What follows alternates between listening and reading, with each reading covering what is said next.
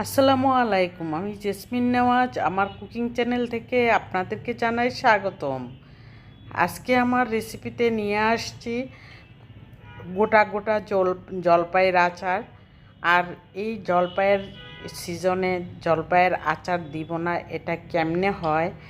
আর জলপাইয়ের আচার তো যে কেউ পছন্দ করবে আর করেও, সেজন্য আমার বাসায়ও আমার হাজব্যান্ড খুবই পছন্দ করে, সেজন্যই আমি বানিয়েছি।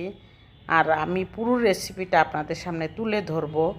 আর আমার রেসিপিটা যদি আপনাদের কাছে এতটুকু ভালো লেগে থাকে তাহলে একটি লাইক দিয়ে কন্টিনিউ করবেন। আর সাবস্ক্রাইব করার কথা তো আর বলা আমার মনে হয় ঠিক হবে না, কারণ আপনাদের পছন্দ হলেই সাবস্ক্রাইব করবেন, আর যদি পছন্দ না হয় তাহলে তো আর করবেন না। সেজন্যই মনে হচ্ছে যে এই কথাটা না বলাই ভালো। তবুও বলে দিলাম যে ভালো যদি লাগে তাহলে অবশ্যই একটি লাইক দিয়ে কন্টিনিউ করবেন। একটি লাইক একটি শেয়ারের কাজ করে। সেই জন্যই আমি এখানে জলপাইয়ের আচারের শুরু থেকে আমি শেষ পর্যন্ত আপনাদেরকে দেখাবো। প্রথমে আমি জলপাইগুলি ভালো করে ধুয়ে পরিষ্কার করে তারপরে আমি একটা নাইফের সাহায্যে চিড়ে চিড়ে নিলাম। চিড়ে চিড়ে নেওয়ার পর তারপর আমি তেলের মধ্যে আমি আর কোনো সিদ্ধ টিদ্ধ করবো না, শুধু তেলের মধ্যে যে ভাজবো সেটাতেই এটা সিদ্ধ হয়ে যাবে। আর এখানে নিয়ে নিলাম পরিমাণ মতো সরিষার তেল। সরিষার তেল নেওয়ার পর আমি এখানে নিয়ে নিয়েছি সরিষা বাটা, তারপর আদা রসুন পেস্ট, তারপর এখানে আমি পাঁচফোড়নও আমি ভেজে নিলাম, একটু গ্রাইন্ডারে একটু ব্লেন্ড করে নিব। আর লাল মরিচের প্রথমে আমি ভেজে নিয়েছি, লাল মরিচটা ভেজে তারপর উঠিয়ে নিয়েছি। এটা মনে হয় ভিডিওতে স্কিপ হয়ে গেছে। এখন রসুন দিয়ে দিলাম পরিমাণ মতন। রসুন দিয়ে আমি তেলে ভেজে ভালো করে তারপরে আমি সরিষা বাটাটা দিয়ে দিলাম, আদা রসুন পেস্ট দিয়ে দিলাম, দিয়ে আমি এখানে দিব লবণ।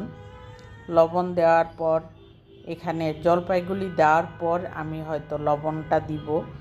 আর জলপাইগুলি দিয়ে নিয়েছি। এই মশলার সাথে জলপাইগুলি যাতে নাড়াচাড়া করে ঠিকঠাক মতো সিদ্ধ হবে, সেজন্য মশলার থেকে মশলাটা বেশি সিদ্ধ হয়ে যাবে, শুকিয়ে যাবে, সেই জন্য জলপাইটা আগেই দিয়ে দেওয়া উচিত, সেই জন্যই দিয়ে দিয়েছি। আর এখানে দিয়ে দিলাম চিনি, দিয়ে দিলাম 3 টেবিল চামচ। আর আমি এর পরিমাণগুলি ডেসক্রিপশন বক্সে দিয়ে দিব, আপনাদের প্রয়োজনে দেখে নেবেন। আর এখানে সিরকা দিয়ে নিলাম, সাদা সিরকাটা দিয়ে আমি এখানে প্রথম থেকে জাল করতে থাকবো, কারণ সিরকাটা হইতে হইতে যাতে শুকিয়ে আসে সেই জন্যই। আর এখানে জাল করতে করতে দেখুন এক পর্যায়ে খুব সুন্দর কালার এসেছে। এই কালারটা খুবই, স্মেলটা খুবই ভালো লাগছে। পাঁচফোড়নের ফাঁকিও দিয়ে দিলাম, সব কিছু জিরার ফাঁকি দিয়ে দিলাম, একটু হলুদের গুঁড়া দিয়ে দিয়েছি।